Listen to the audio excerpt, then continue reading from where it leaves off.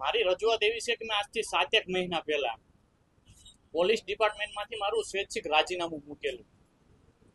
કે ભાઈ સ્વૈચ્છિક રાજીનામું એટલા માટે મૂકેલું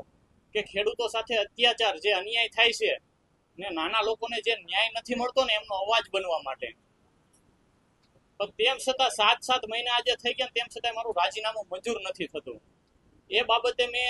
એસપી સાહેબને લગભગ 7-1 વાર રૂબરૂ રજૂઆત કરી મૌખિક, કે જેમની મેં ચિઠ્ઠીઓ આમાં મારી પાસે છે.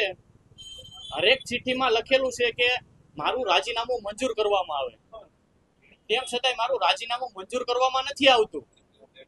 પરંતુ મને ખોટી ધમકીઓ આપવામાં આવે છે કે જ્યારે મારા પરિવારના સભ્યો જ્યારે એસપી સાહેબને રજૂઆત કરવા માટે આવેલા કે અમારા દીકરાને પોલીસ ડિપાર્ટમેન્ટમાં નોકરી નથી કરવી, એમને સમાજ સેવા કરવી છે, તો આપ સાહેબ એમનું રાજીનામું સ્વીકારી લ્યો. તો ખરેખર મને ન્યાય આપીને મારું રાજીનામું સ્વીકારવું જોઈએ. તો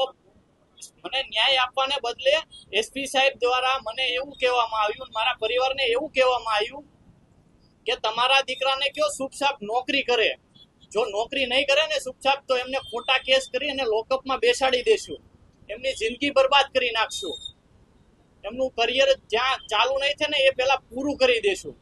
હવે વિચાર કરો, જે રક્ષક છે, જે ખાખી પહેરે છે અને ખાખી જો હણશે તો આમ જનતાનું શું થશે?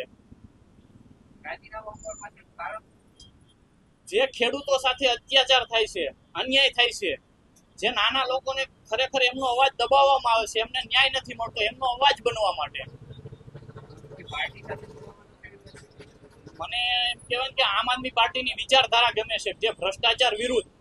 કે જે યુવાનો સાથે જે અન્યાય થાય છે, ખરેખર એમને નોકરી મળવી જોઈએ ને ખરેખર પેપર ફૂટી જાય અને બીજાને મળી જાય છે, જે હંમેશા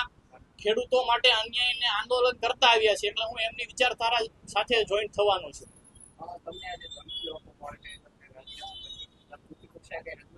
હા, મેં જ્યારે મને ધમકીઓ આપવામાં આવી હતી, મારા પરિવારને જ્યારે ધમકીઓ આપવામાં આવી હતી, ત્યારે મેં રેન્જ આઈજી સાહેબને લેખિત અરજી આપેલી હતી. એમના 1 મહિના સુધી કોઈ પણ ન્યાય મને ના મળ્યો, એટલે મેં પોલીસ વિભાગના ડીજીપી સાહેબને લેખિતમાં અરજી આપી કે ખરેખર મારી સાથે આવો અન્યાય થાય છે, અત્યાચાર થાય છે, મને સતત માનસિક ટોર્ચર કરવામાં આવે છે, કે એમ કહેવાય ને કે જ્યાં સુધી ખોટી રીતે 100 કિલોમીટર બદલી કરવામાં આવે છે કોઈ પણ કારણોસર 6 મહિનામાં. એ ટોટલ પુરાવા સાથે મેં ડીજીપી સાહેબને, માનવ અધિકાર પંચને